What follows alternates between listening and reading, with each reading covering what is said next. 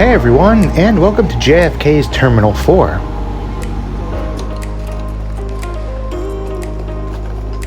I'm here today to fly on one of the US's longest domestic flights from New York to Honolulu with Hawaiian Airlines. Hawaiian operates the A330-200 on this and their other very long East Coast flight to Boston. Currently they have 24 A330s in their fleet, and each plane is named after a Polynesian constellation. The plane I'll be flying on today is almost 10 years old and has spent its entire life with Hawaiian.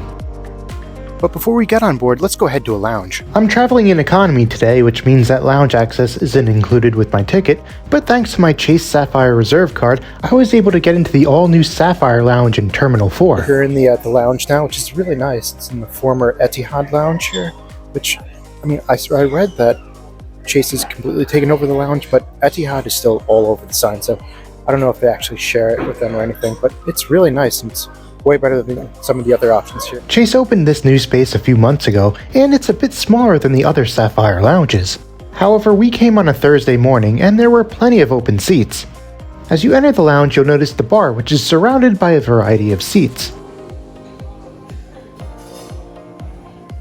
This lounge has some other great amenities like shower suites and 2 reflection rooms. There's also 2 workstations along with free Wi-Fi and plenty of power outlets. In terms of food, there's a buffet with a nice selection of warm and cold options.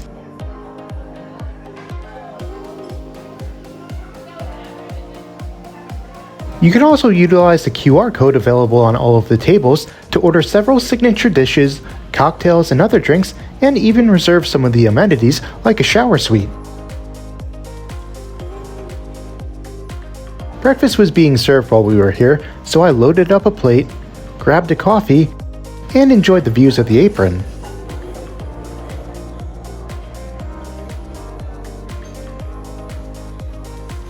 Eventually though, it was time to head to the gate and catch our flight to Hawaii. I really wish that Chase would open a lounge like this in Newark.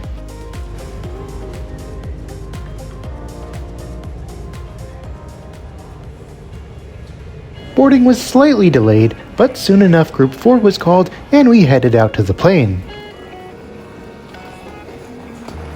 This was my first time flying with Hawaiian or even going to Hawaii, so I was really excited to get on board. This A330 has a total of 260 economy seats, 68 of which are designated as extra comfort, and I'll be sitting in 39A, which is a standard economy seat. So we made it on board, so let's take a closer look at the seat.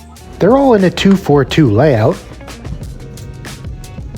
and my wife and I made sure to book one of the 2 rows. I was happy to see that there was a blanket and a pillow waiting for me when I sat down, but unfortunately there were no overhead air vents and it was a little warm in the cabin. The overhead bins were also a little small, and the legroom was limited. The seat reclined and the headrest was adjustable though. There was also plenty of storage space in the seat back pocket, and the tray table was fairly large. There's also an IFE screen in the headrest, which has a USB port. I also want to point out that there wasn't a universal outlet. I'm not gonna lie, this wasn't exactly my favorite seat, and it wasn't in the best condition, but at least we were going to Hawaii. Now that the boarding door is closed, Captain has advised us that our flight time is approximately 10 hours and 20 minutes.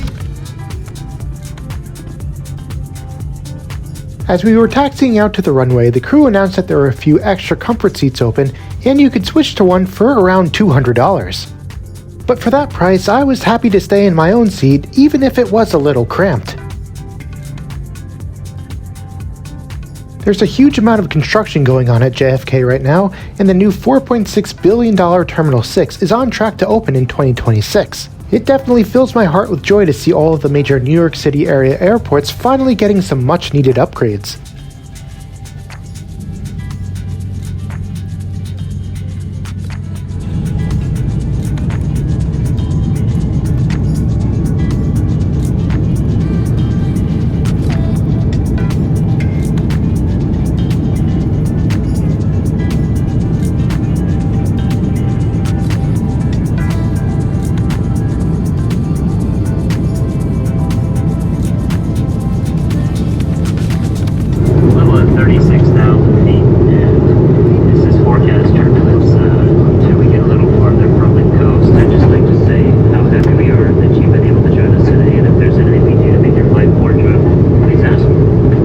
Shortly after reaching cruising altitude, the crew got to work with the onboard service.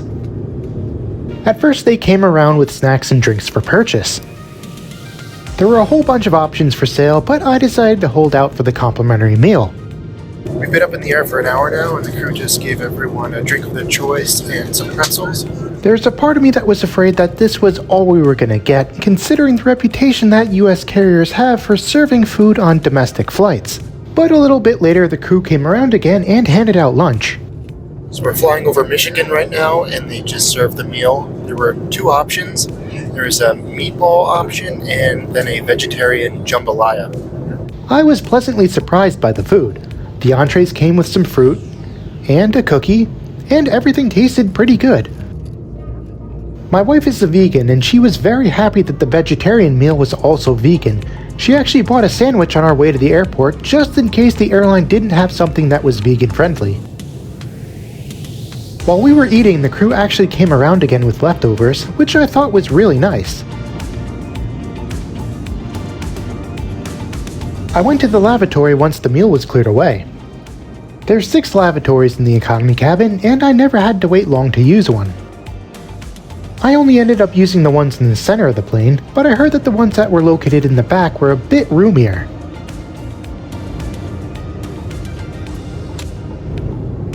The cabin lights have been dimmed, so let's take a look at the IFE system and see if we can find something to watch.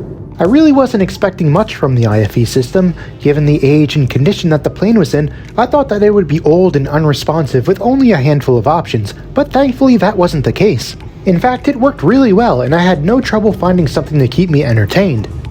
Which I was really thankful for, considering that this flight was over 10 hours long. Although later in the flight the IFE system would crash and the crew would need to reset it, but I managed to watch a movie before that happened. But if you can't find something to watch or the system crashes on your flight, you could always check out the in-flight magazine. It should also be noted that Hawaiian's A330s don't have Wi-Fi. So we just finished watching a movie, and we're kind of by the halfway point right now. So I just wanted to reflect on the flight, how it's going so far. I love the 242 configuration on the A330, but I have to admit these seats are a little uncomfortable. The legroom's not the best, and the seats are a little difficult to recline. I do have to say that the crew is really great. They're very nice, genuinely nice, and they've been coming up and down the aisles and handing out water. But we have about 6.5 hours left right now, so let's see how the rest of the flight goes. From this point, I basically just hung out and made sure to stretch my legs a few times. They also handed out some crackers a bit later, which was definitely appreciated. The IFE system crashed as we were flying over the Pacific, as I mentioned before, but I had my tablet with me, so I didn't really mind.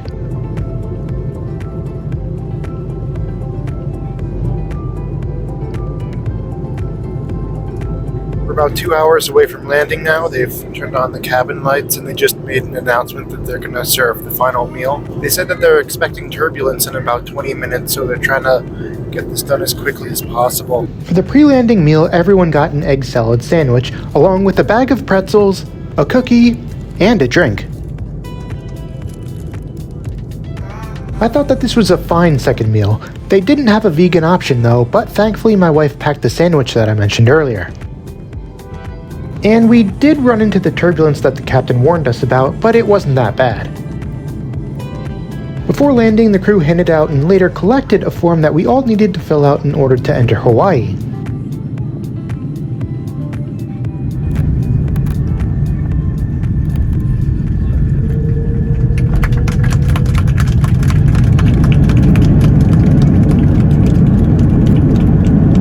The International Airport on the island of Oahu. We will be taxiing for the next few moments. For your comfort, foremost, especially your safety. Usually a 10-hour flight aboard a relatively old plane with uncomfortable seats isn't the best, but I enjoyed this flight overall, and considering that it only cost about $350, I really can't complain. In fact, I'd be happy to take this flight again, or their even longer flight from Boston. And with the introduction of their new 787s, I'm sure these long-haul domestic flights will get even better. And on behalf of Hawaiian Airlines and our codeshare partners, it's been a pleasure bringing you to our island home. Until we can serve you again, we extend to our warmest aloha and mahalo. Have a great day.